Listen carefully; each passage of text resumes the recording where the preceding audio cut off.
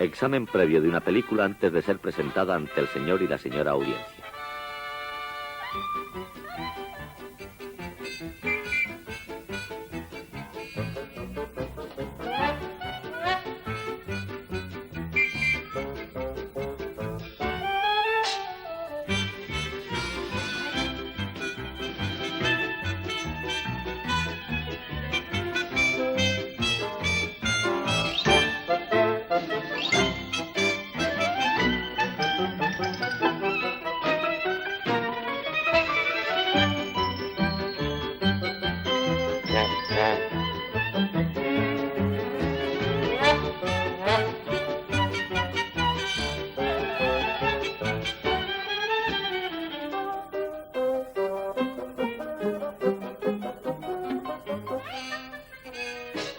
No puedo ocultarlo por más tiempo. Yo soy el director.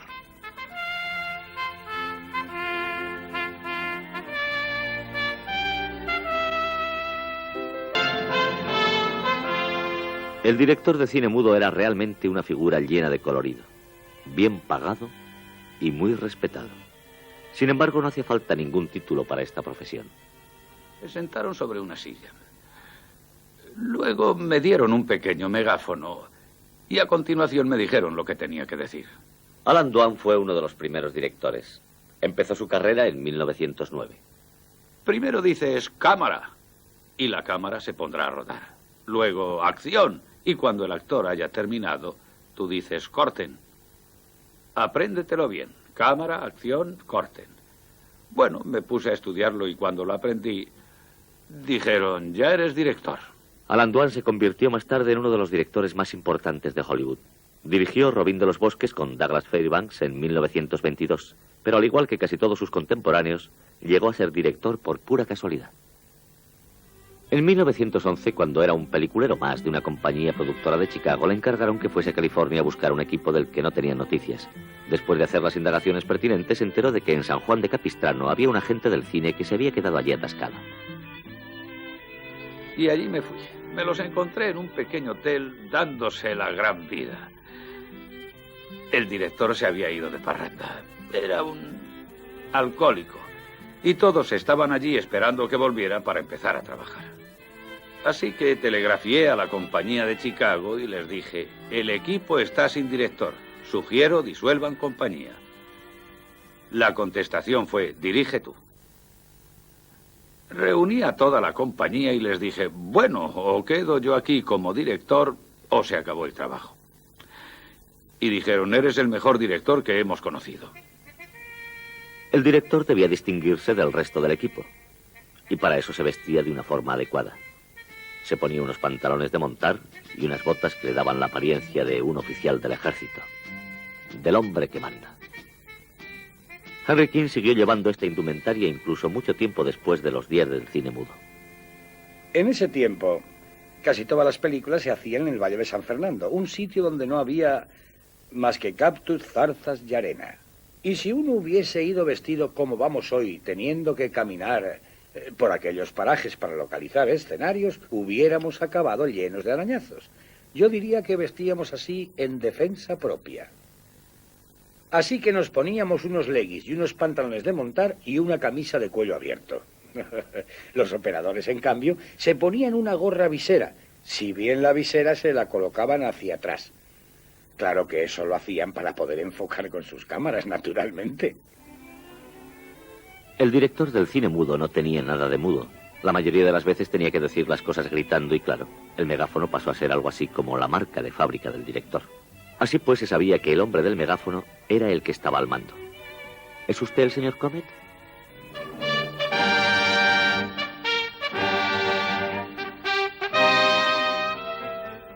Existían megáfonos de todos los tamaños. Para planos generales, para planos medios, para primeros planos y para grandes primeros planos.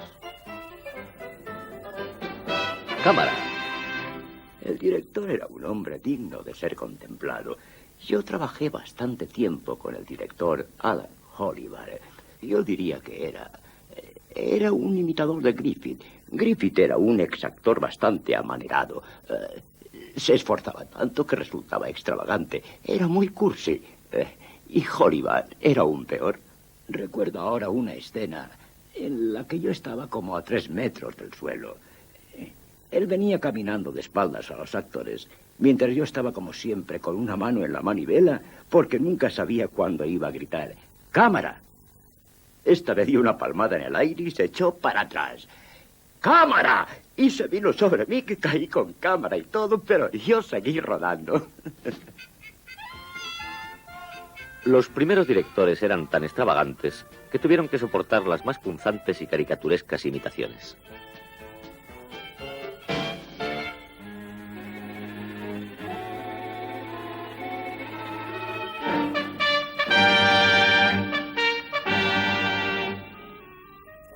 Snap Pollard no se parecía mucho a Erich von Stroheim. Sin embargo, su irascible comportamiento era inconfundible.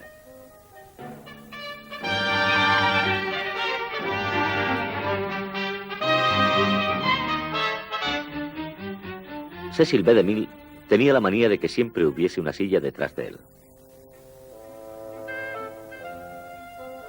Ben Turpin exageró aquí un poco las cosas.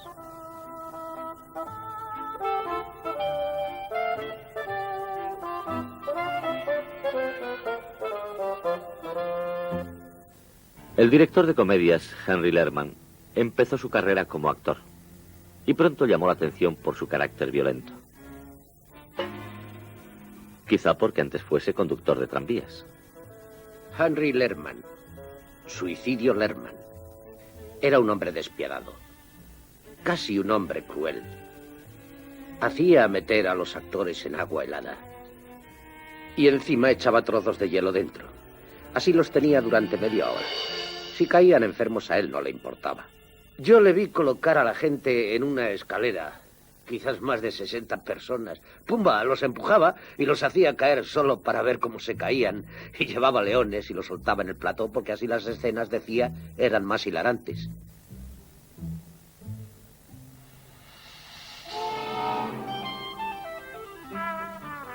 Los extras de etiqueta, la élite de las películas, ganaban dinero y tenían buenos coches y buenos trajes.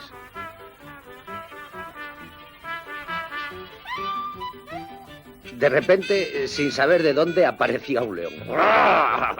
Se podían imaginar a todos aquellos extras subiéndose por las paredes y chocando los unos con los otros.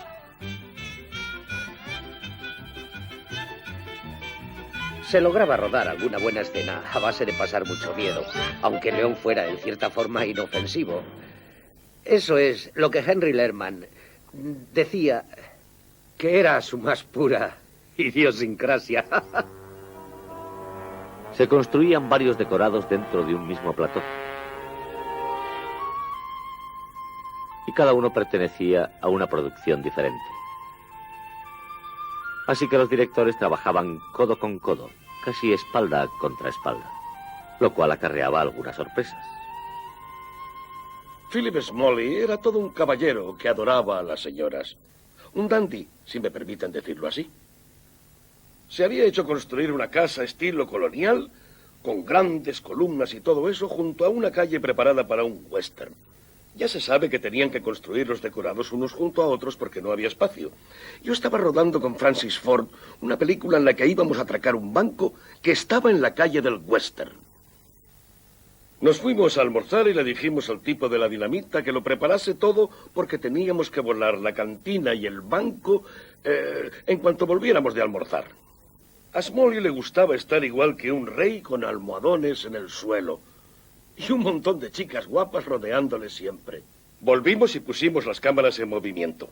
El especialista voló el edificio del banco, pero también la casa colonial. Se derrumbó la casa colonial con todo lo que había dentro, y Smalley y su equipo tuvieron que salir corriendo. Por lo visto estaban rodando una fiesta, imagínense los músicos y todo eso. En fin, nos despidieron. ¿Qué le íbamos a hacer? Las películas mudas se hacían en una atmósfera que era todo menos apacible. El ruido era ensordecedor. Y en medio de aquello, los actores tenían que expresar sus emociones. No se sabía si había una chica llorando al otro lado de la puerta, o un carpintero preparando un decorado, o el ejército que venía al rescate de alguien. Y en medio de aquello te decía el director, todavía un poquito más a la izquierda, querida. Ahora piensa que se ha ido y que jamás volverá. Y es tu único hijo. Piensa en el pobre y llora un poco más. Hacia tu derecha, querida, eso es. No, hacia tu izquierda. Es decir, a mi derecha, que es tu izquierda. Y ahora motívate. Muchos directores, yo lo hice cuando el cine mudo, dirigíamos a base de gestos. Yo me ponía al lado del trípode, levantaba la mano y decía: querida, mira esta mano, alza la mirada, quieta ahí, baja los ojos, bájalos. Ahora fíjate en esta otra. Se acerca un gran momento, un momento decisivo.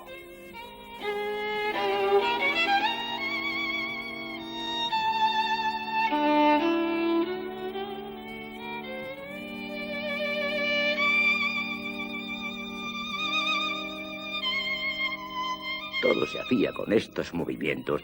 Uno estaba allí moviendo las manos, lo cual era un poco ridículo, pero debo confesar que era bastante efectivo.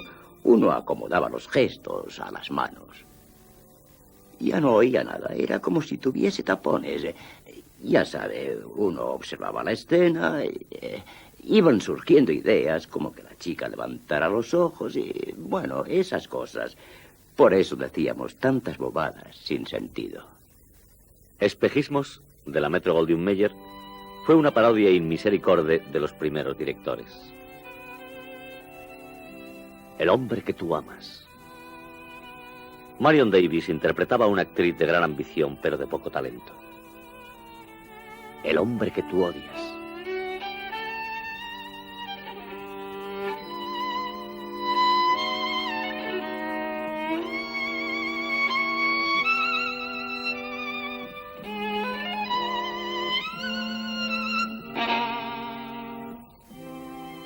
Tu amor se está muriendo, sufre.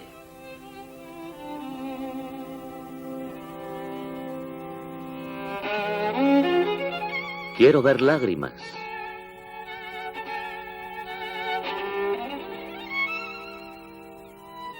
Lágrimas, lágrimas, señorita Piper. Quiero ver lágrimas. Si tiene algún respeto por mí, llore.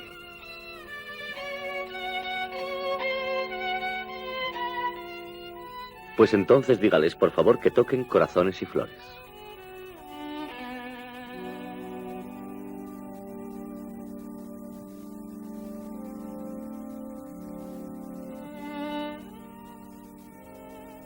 Cada actriz, cada estrella, tenía una pieza, una melodía favorita que estimulaba sus emociones.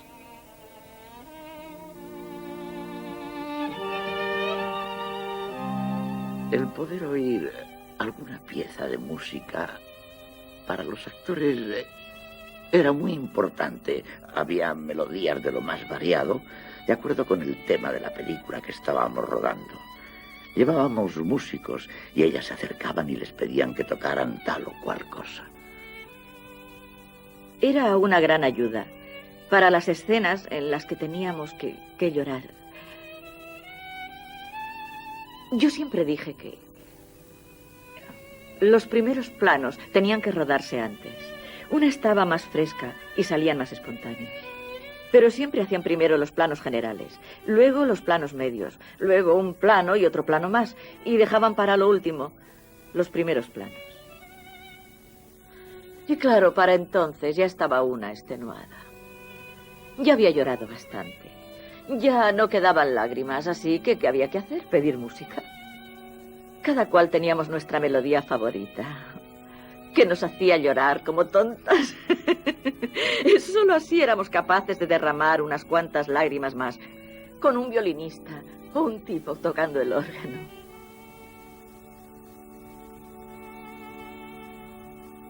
Pero eso fue bastante después, no al principio. Aún no lo habían inventado. Al principio los directores solo confiaban en su propia personalidad. Los pioneros inventaron el arte de dirigir sobre la marcha. Algunos jugaron a ser directores de primera clase, pero sus nombres pronto se olvidaron. Uno de ellos fue John Collins, que se casó con Viola Dana, una pareja de gran éxito en aquel entonces. Johnny era casi, en lo que a mí respecta, casi como un Svengali, una persona muy sensible, sobre todo con los actores. Montaba sus películas. Se encargaba de la iluminación. Lo hacía todo. Escribía los guiones. Y si era un tema sacado de una novela, lo adaptaba él para la pantalla. Lo hacía todo. Collins fue uno de los primeros directores que llevó al cine una obra de teatro.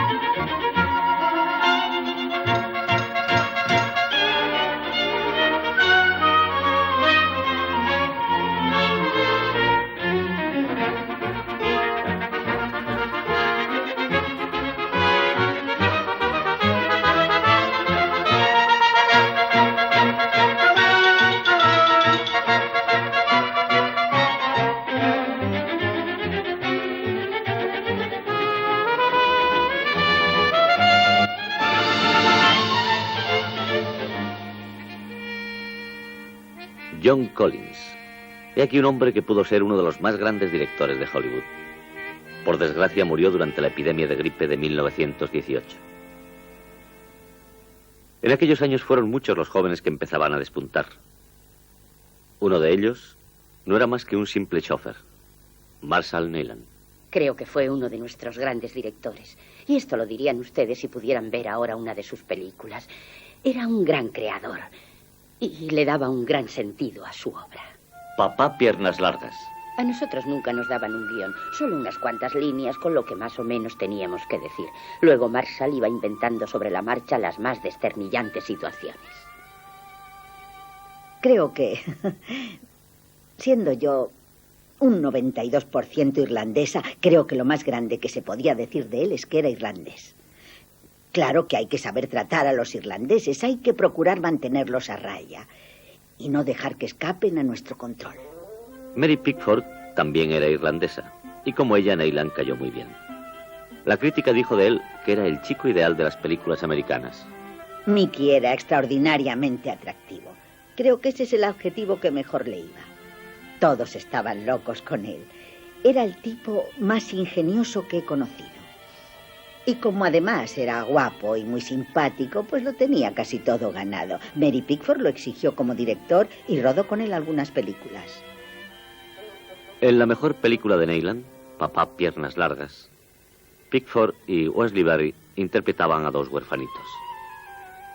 En una escena tenían que tomarse una botella de licor.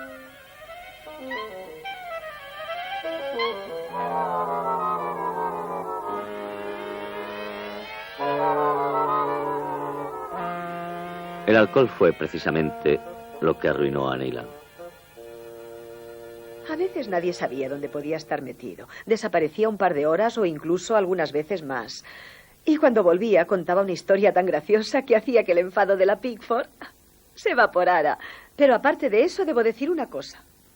Cuando se ponía a trabajar, No perdía el tiempo.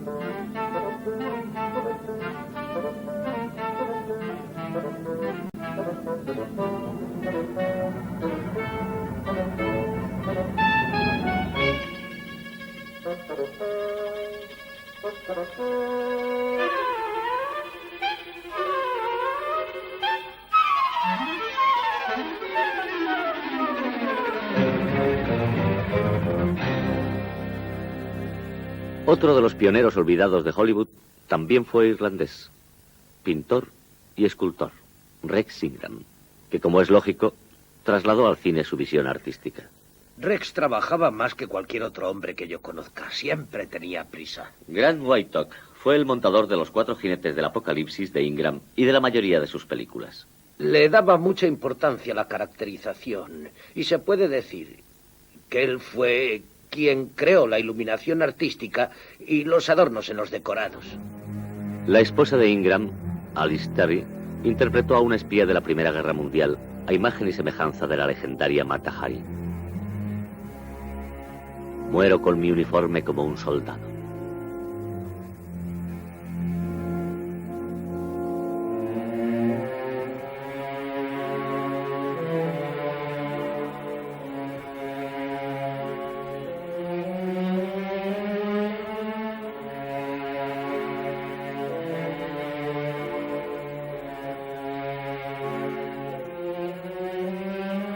Con la llegada de Ingram, apareció el refinamiento en las películas.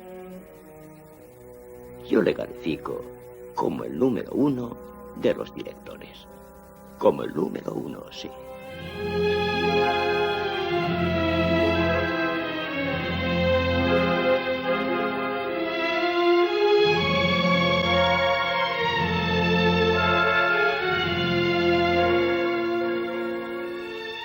¿Toda esta gente ha venido por mí?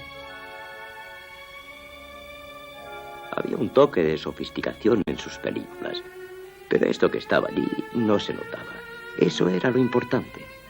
Sus películas eran cuentos de niños para mayores y casi todas de gran calidad. Estaban hechas para entretener, pero es que además Ingram resaltaba en ellas el matiz del valor, de la historia y de los hombres. Y la verdad es que no hubo otro director que lo lograra como él.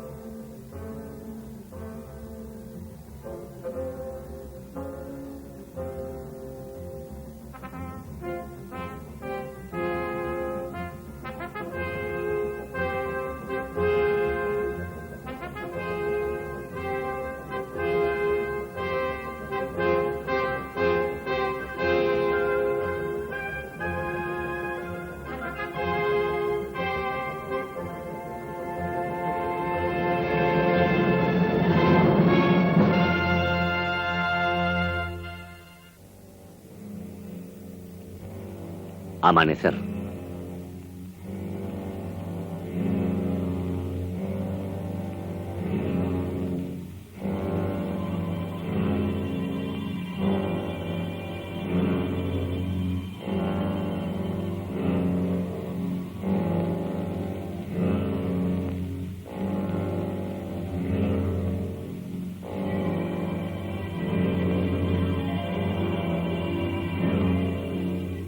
Ya a finales de la era del cine mudo, el cine de Hollywood empezaba a cambiar.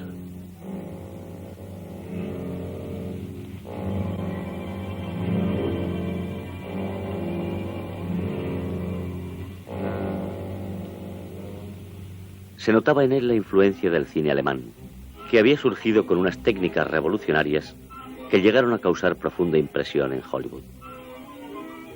Algunos de los mejores directores alemanes fueron contratados. Entre ellos, Friedrich Wilhelm Murnau, claro exponente de la revolución cinematográfica alemana. Amanecer fue la primera película americana de Murnau. La Fox la lanzó al mercado con una banda de sonido Movietone incorporada.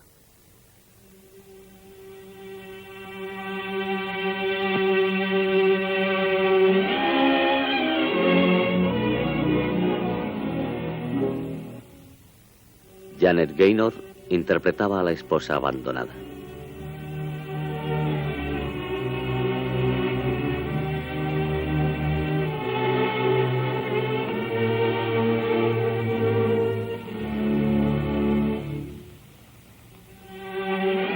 Margaret Livingstone y George O'Brien.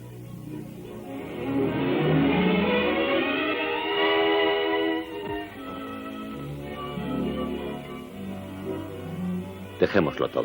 Vamos a la ciudad. Vamos a la ciudad. Murnau y los operadores cinematográficos de Hollywood, Charles Rosser y Karl Strauss, concibieron Amanecer como un poema visual con elaborados movimientos de cámara. El propósito inicial era incorporar a la película una banda sonora, pero no para diálogos, sino para música y efectos.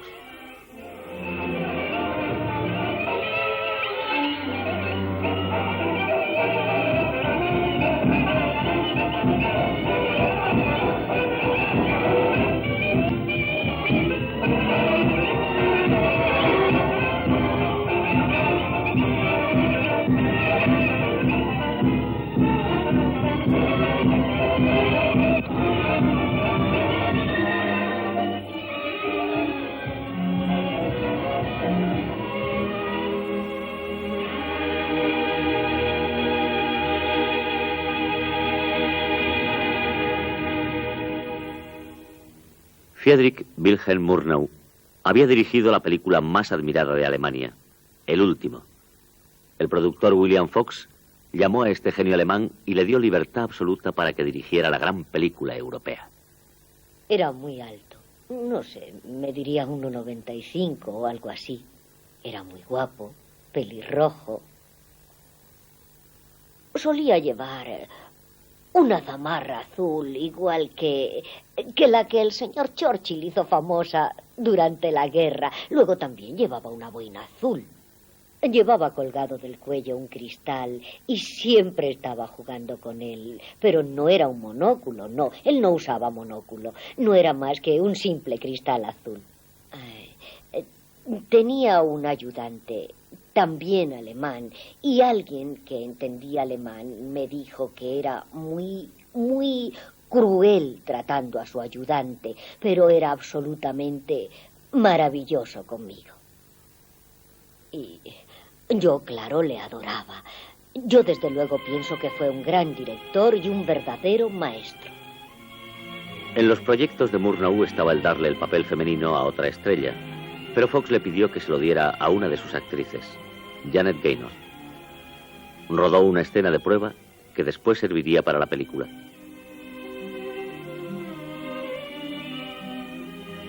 Mi esposo y yo estábamos sentados en un restaurante.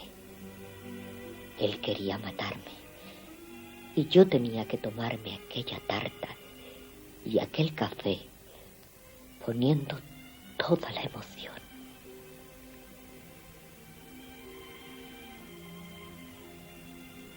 Y aún me emociono.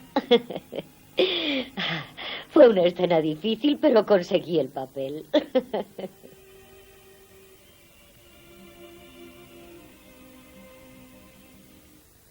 Murnau era un perfeccionista, tanto en el plató como en la sala de montaje.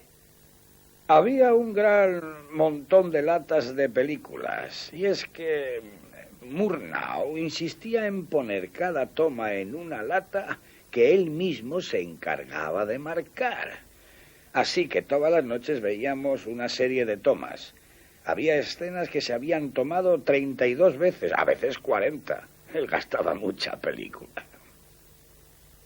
El copión lo veíamos por la noche en un cine al aire libre. Hacía mucho frío, pero no importaba. Murnau solía sentarse detrás de mí. Y unas veces en la toma 20 y otras en la 40, yo notaba que me daban con el dedo en la cabeza. Esa era la buena, aunque para mí todas eran iguales. Pero claro, yo estaba muerta de sueño después de un día de tanto trabajo. Los decorados tenían que reflejar la emoción que Murnau trataba de comunicar. Los diseñaba su director artístico, Rosus Gliese. Murnau quería que la acción se desarrollase siempre en ninguna parte y en todas partes. Con él se trajo a su propio diseñador de Alemania, que poseía un gran sentido de la perspectiva. Y para las secuencias de la calle hizo construir casi una ciudad de verdad en los terrenos de la Fox. La parte del fondo era más elevada, con el fin de que al rodar se lograra una perspectiva de profundidad y distancia. Con ese mismo fin, vistió a unos niños con ropas de hombres. Desde esa misma perspectiva, daban la impresión de ser gente que en la distancia parecía diminuta. Todo esto tenía un impacto tremendo en la pantalla.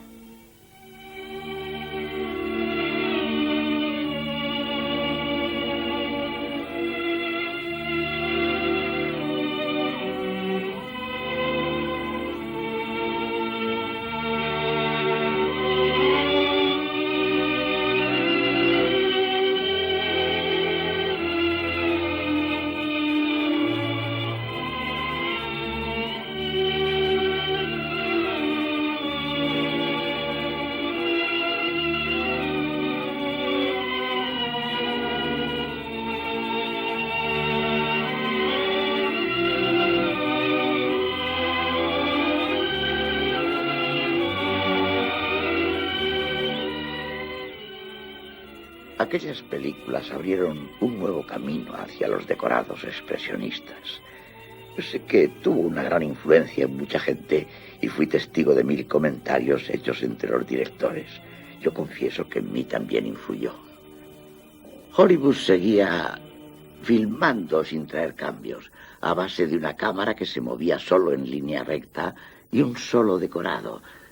Es decir, un decorado para un plano general, medio, primer plano y una sola cámara. Y de esa manera seguían trabajando y así continuaron haciéndolo, condenando naturalmente la cámara, sin más posibilidades que hacer planos, pero sin tener panorámicas, sin poder seguir al actor a través del decorado.